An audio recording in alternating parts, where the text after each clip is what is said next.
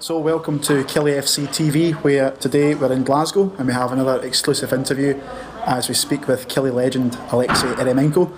Alexei, first of all, thank you in advance for taking your time this evening to sit down with us and have a chat. So Alexei, you're in Scotland this week at Clyde doing your UEFA B licence. How is that going? Well, it's a little bit different from what I'm used to now, learning something new. It's good to let's say, have that experience with where maybe 25 players there, and then all of us are ex-players, and pretty much of them are still playing as well.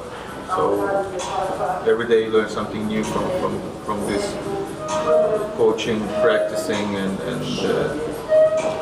it's hard. It's not that easy. I mean, it's one thing when you're a player, and now when once you become a coach, and it's another thing to try to get the message out from yourself to the other team you're coaching. I mean, so it's a little bit different from playing, but I like it, and then hopefully everything goes fine. So going back to the beginning, how did you get into football? Where did it all begin?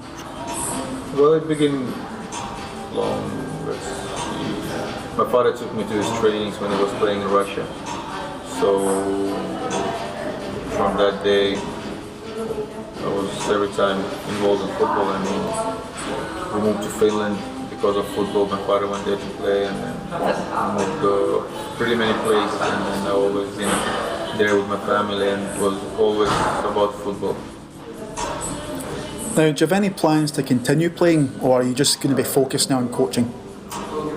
Well, my main priority was to start this course, and it will be finished in November, so hopefully I get through it, and then let's see what happens. I haven't officially stopped yet, because some people are talking and writing that I stopped playing, but that's not true.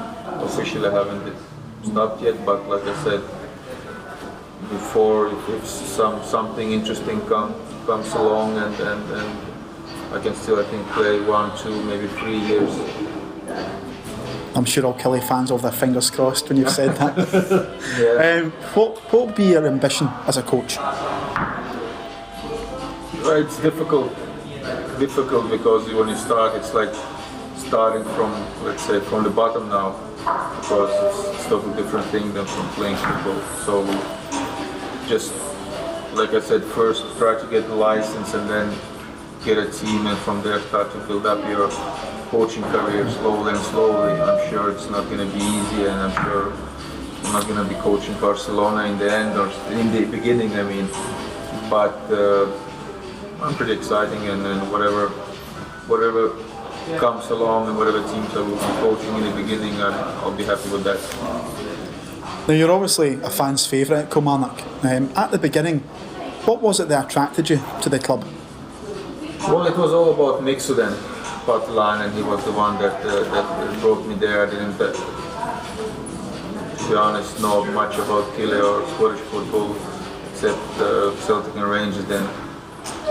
But surprisingly, in 2007, we played a national team game in Finland against Scotland, and it was in Rugby Park. So I've been there before in Kilmarnock, but it was Mixu through the phone. He called me, I remember, and he called first my father, explained the situation, and then I spoke to him and decided why not. It's always good to have a coach that knows you beforehand, and knows your abilities, knows your pluses, knows your minuses, and Mixu knew exactly what he was getting when he took me to Killie, and it clicked for us from the first day. Now, you scored a memorable goal. It was certainly my favourite at Tynecastle, when you lobbed the goalie from just over 20 yards. Always sticks in my mind. But what has been the most memorable goal that you've scored in your career?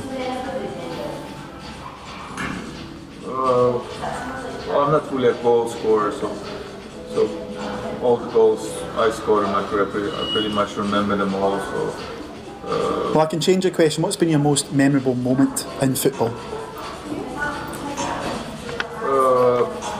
Maybe let's say, if we continue talking about the goal, maybe the goal I scored against Belgium in national team was a game. I remember it was full packed, about 37,000 people, and we played in Helsinki. It was summer then, and we had to. It was a game that we had to win if we would continue fighting for going to Europe.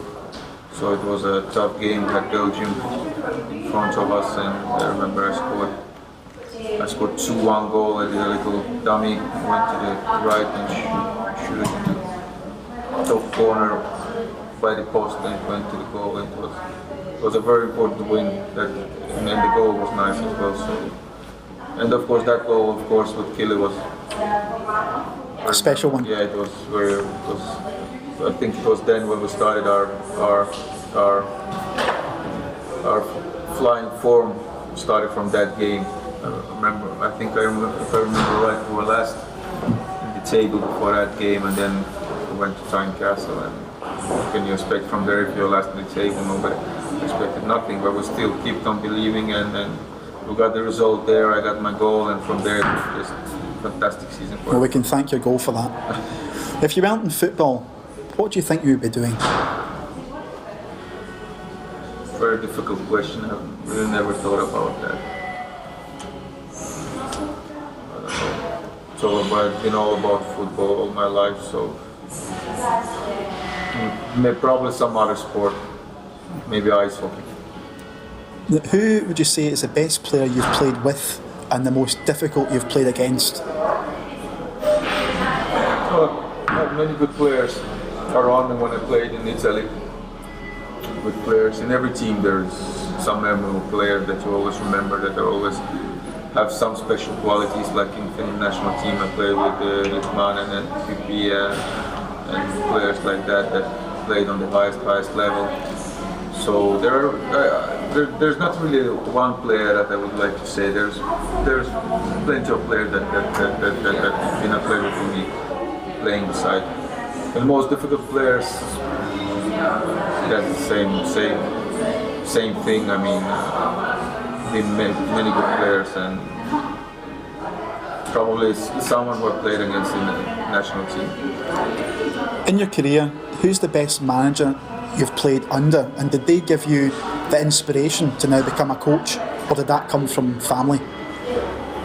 Well, I would say probably my father, because he's the one that is coaching now as well, and been coaching me all my life, and then I've been playing under him as well. So, but that probably because he understands me very good, and I'm his product, so he knows me good, he knows exactly what I'm thinking on the pitch and all that stuff. So I would say probably my father. But I had, besides my father, many different good coaches. Miksu, like I said, I think he's a good coach, and had many other coaches as well that I worked under that were good. So you've been quite lucky with managers?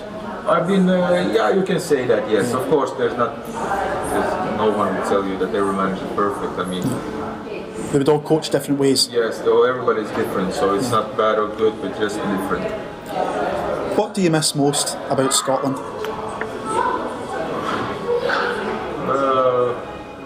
Well, let's say the atmosphere, let's say, like... Not the weather? The weather is it's okay. I live in Finland, so it's almost the same. But let's say the Killie, of course, that's something for sure. I don't know if we can call it that anymore, can we? I mentioned that first. But otherwise, just the people, the kindness. I think, especially in Kilmarnock, when everybody was kind. So probably that, yeah. Now, last of all, Alexei, Killie are going through a bit of what we would say, a difficult patch at the moment. What message can you give to all Killie fans that are watching this just now? Well, it's nothing new with us Killie fans. I mean, we've been a long, many years like this already. That we're every year we're struggling and thinking again, why this, why that. But I think just have to accept that this is our team, and then we're not Celtic, or we're not some big team that winning every game, and just continue supporting your team to the end. That's what real support is all about. Alexei, it's been a pleasure, and I'm sure I speak for all Killie fans in saying you're a club legend, and we hope to see you back at Rugby Park in some form of capacity very soon. Thanks very much.